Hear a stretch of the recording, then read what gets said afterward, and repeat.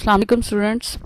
Problem number 13.8 का second part, इससे previous video में हम डिस्कस कर चुके हैं कि हम जो 13.39 इंटू 10⁻⁻5 जो वैल्यू आई थी वो आई थी हमारी टर्मिनल स्पीड की, लेकिन हमें टर्मिनल स्पीड नहीं चाहिए थी, बेसिकली हमें चाहिए रेडियस। तो रेडियस का फार्मूला जो है वो हम लिख चुके थे और वो आर नहीं था, that was R square. Again लिख लेते हैं कि अब हम जो है वो कैलकुलेट करने लगे हैं radius, that is 9 eta multiply by terminal speed जो कि हमारी मिसिंग थी उस इक्वेशन के अंदर, divided by 2 multiply by density rho and multiply by g. तो हम यहाँ से उस इक्वेशन का नाम था इक्वेशन नंबर 3, तो आप यहाँ पे लिख भी सकते हैं कि substituting the value of terminal speed in equation number 3। तो वैल्यू सब्स्टिट्यूट करते हैं, 9 मल्टीप्लाई बाय ईटा। ईटा की वैल्यू जो हमें न्यूमेरिकल प्रॉब्लम के डाटा में गिवन है that is 1.80 into 10⁻⁻5 multiply by terminal speed हमने जो फाइंड आउट की that was 13.39 into 10⁻⁻5 and this whole factor is divided by 2 multiply by density की वैल्यू हमें ऑयल ड्रॉपलेट की जो थी वो 900 गिवन है और assuming the value of g that is 9.8। ठीक है, और वही मेथड स्टूडेंट्स के पावर के अलावा जो टर्म्स हैं, सबसे पहले डिनोमिनेटर के जो ऊपर वाले हैं उनको मल्टीप्लाई करें, यानी कि 9 मल्टीप्लाई बाय 1.80 मल्टीप्लाई बाय 13.39। तो इन सबको जब हम मल्टीप्लाई करेंगे तो हमारे पास आएगा 216.918 और मल्टीप्लाई बाय 10⁻⁻5 एंड -5 हो जाएगा जी -10 एंड डिवाइडेड बाय, अब जब हम मल्टीप्लाई करेंगे 2 को 900 से और 9.8 से, तो हमारे पास जो फैक्टर आएगा यहाँ पे वो आएगा 17640।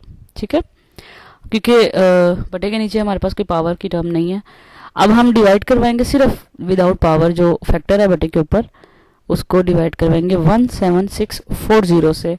तो बच्चों जो आंसर आएगा वो आएगा 0.01229 मल्टीप्लाई बाय 10⁻⁻10। ठीक है, अच्छा बच्चों, आप लोगों ने यहाँ पे ना, अब आपके पास दो ऑप्शंस हैं कि आप यहाँ पे स्क्वायर रूट ले लें या फिर पहले इसको जो है वो हम साइंटिफिक नोटेशन में कर लें और उसके बाद जो है वो हम इसका क्या लें, स्क्वायर लें। अच्छा, अब 10 की पावर, इससे पहले तक अब ना हमने जितनी भी प्रॉब्लम सॉल्व की है, किसी प्रॉब्लम में ये चीज़ अपीयर नहीं हुई है कि 10 की पावर आ रही और हमें स्क्वायर रूट लेना पड़े।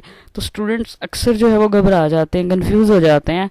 तो घबराने की बिल्कुल कोई बात नहीं है, बस एक यहाँ पे जो है ना वो पॉइंट नोट कर लें, लिख लें कि जब भी 10 की पावर आए और आपको स्क्वायर रूट लेना पड़े ना, तो कोशिश करें कि 10 की पावर जो है वो इवन हो। क्या हो? 10 की पावर इवन हो, क्योंकि जो स्क्वायर रूट होता है वो बेसिकली क्या होता है, 1/2।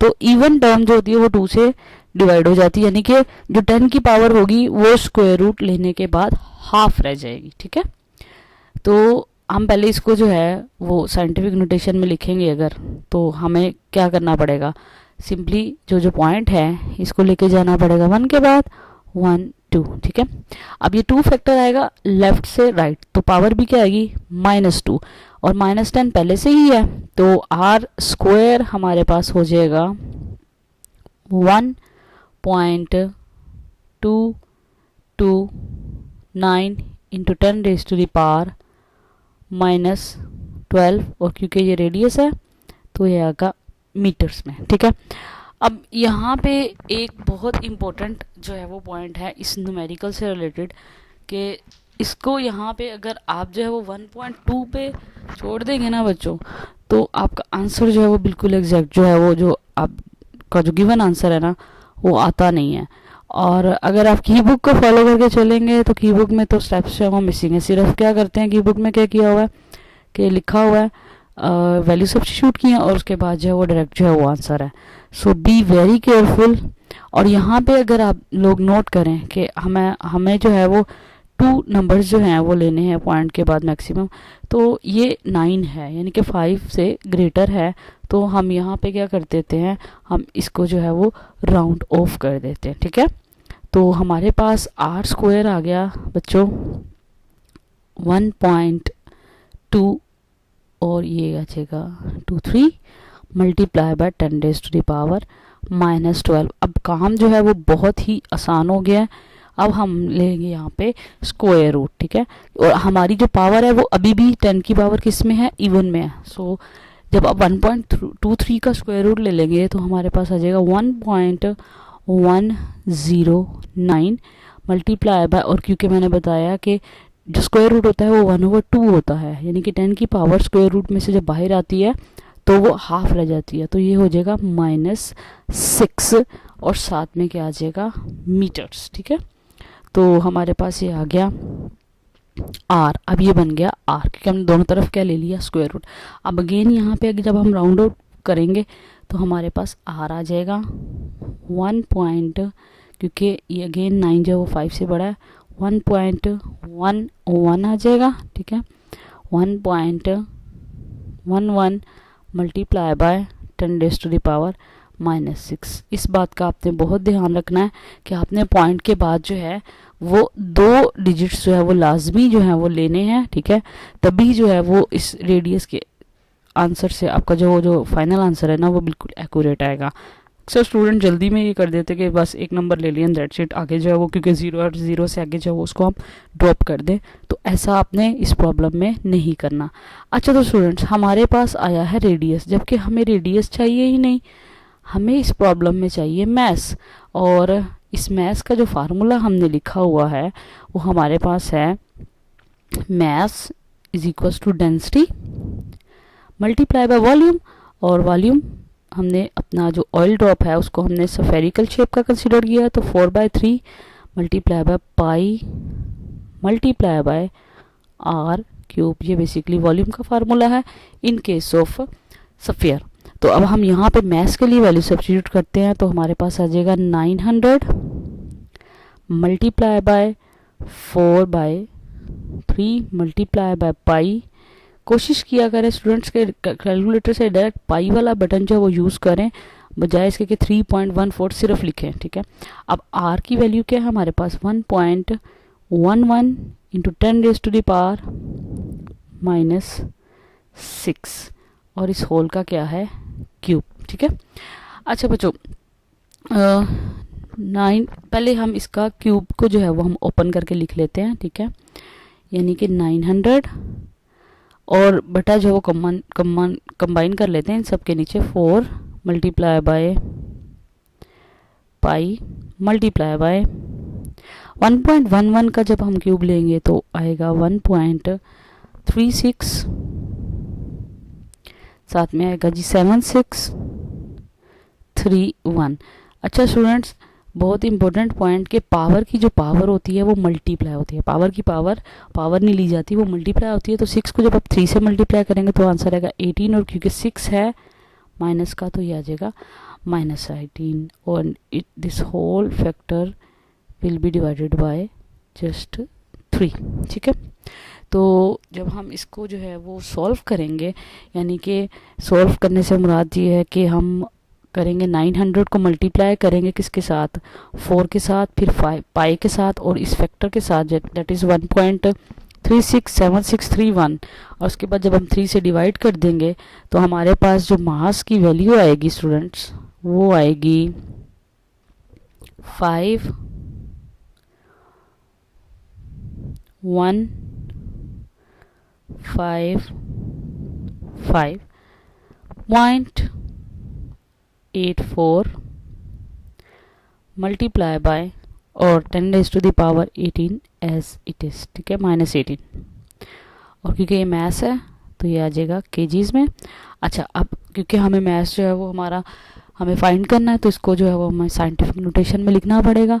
तो साइंटिफिक नोटेशन में जाने के लिए क्या करेंगे कि सिर्फ पॉइंट से आगे जो एक डिजिट होना चाहिए, यानी कि जो पॉइंट यहाँ पे आएगा, यहाँ पे 1 2 एंड 3, और क्योंकि हम राइट टू लेफ्ट जा रहे हैं तो पावर किस में आएगी, प्लस में। So it will be 5.1 multiply by 10 raise to the power plus 3 multiply by 10 raise to the power minus 18 kilograms. तो फाइनली हम पहुंच गए हैं मैस। तो मैस की वैल्यू जो हमारे पास आई है बच्चों, वो आ गई है 5.1 into 10 raised to the power plus 3 and minus 18, that will give you minus 15, ठीक है, minus 15 किलोग्राम्स, ठीक है। 5 पॉइंट के साथ आप 5 भी लिख सकते हैं, 5.15। ये लें, ये हमारा पार्ट ए जो है वो इस प्रॉब्लम का क्या हो गया है, सॉल्व हो गया। अब हमारा काम क्या है, हमने फाइंड करना है अब चार्ज। तो हम चार्ज की तरफ चलते हैं। तो चार्ज के लिए जो हमारा फाइनल फार्मूला जो हमारा होता है मिलिकॉन ऑयल ड्रॉप मेथड में, वो होता है mg multiply by D and divided by voltage, जो कि हमने प्लेट्स के दरमियान दिया होता है। हम यहाँ पे हेडिंग दे देते हैं, जैसे हमने प्रीवियस वीडियो में हेडिंग दी थी टू फाइंड मास, तो हम यहाँ पे लिख देते हैं to find charge. That is our part B of this problem. तो चार्ज का फार्मूला हमारे पास होता है m g, d was the distance between this two plates and divided by the potential जो कि हमने अप्लाई किया हुआ है। तो मैस अभी हमने फाइंड किया, दैट इज़ 5.1 मल्टीप्लाई बाय 9.8, और प्लेट्स के दरमियान जो डिस्टेंस था प्रीवियस वीडियो में आप लोग देख सकते हैं कि वो जो हमने डिस्टेंस रखा हुआ है प्लेट्स के दरमियान, that was 5 millimetres. So that was 5 into 10 raised to the power -3, और इस 5.1 के साथ यहाँ पे 10 की पावर -15 भी है किलोग्राम्स। जो मास निकला ना वो 5 into 10 raised to the power -15 है, ठीक है। डिवाइडेड बाय जो हमने पोटेंशियल सेट किया हुआ है वो है हमारा जो वोल्टेज, दैट इज़ 780। अगेन वही मेथड हमारा कि हम सिर्फ जो है वो किसको यूज़ करें, मल्टीप्लाई करेंगे 5.1 को 9.8 के साथ, फिर मल्टीप्लाई करेंगे 5 के साथ, और जब हम इसको डिवाइड करवाएंगे तो 780 से, तो जो चार्ज की वैल्यू आएगी वो आएगी 0.320 multiply by 10 raised to the power -3 and -15, ये ऐड हो जाएगा और ये आएगा -18। अच्छा, अब क्योंकि हमने जितने यूनिट्स हैं वो हमने ऐसे यूनिट यूज़ किए हैं, तो डेफिनेटली जो हमारा चार्ज आएगा वो किस में आएगा, कूलम्स में। अब इसको जब हम साइंटिफिक नोटेशन में करेंगे तो पॉइंट को हमने लेके जाना है कहाँ पे, 3 के बाद। सो it will B 3.2 multiply by, क्योंकि हम लेफ्ट टू राइट गए हैं, 10 raised to the power -1 multiply by 10 raised to the power -18 coulomb. तो फाइनल जो हमारा आंसर आया बच्चों वो आ गया हमारे पास चार्ज, यानी कि Q आ गया 3.2 multiply by 10 raised to the power -1 -18 add होके क्या हो जाएगा, -19 कूलम। बहुत इंटरेस्टिंग आंसर है बच्चों, क्योंकि 10 raised to -19 के मल्टीपल आ रहा है ना। और मिलिकॉन ने भी यही जो है वो डिस्कवर किया था कि जो चार्ज आता है वो एक कांस्टेंट फैक्टर के मल्टीपल्स में आता है, और हमें पता है कि एक इलेक्ट्रॉन के ऊपर जो चार्ज होता है वो होता है 1.6 into 10 raised to -19। सो -19 से पता चल रहा है कि it is in terms of multiple electron. So this was problem number 3.8 part B. So I hope कि आपको जो है वो सारे स्टेप्स अच्छी तरह से समझ में आ गए होंगे। इसकी ज़रूर प्रैक्टिस कीजिएगा। अल्लाह हाफिज़।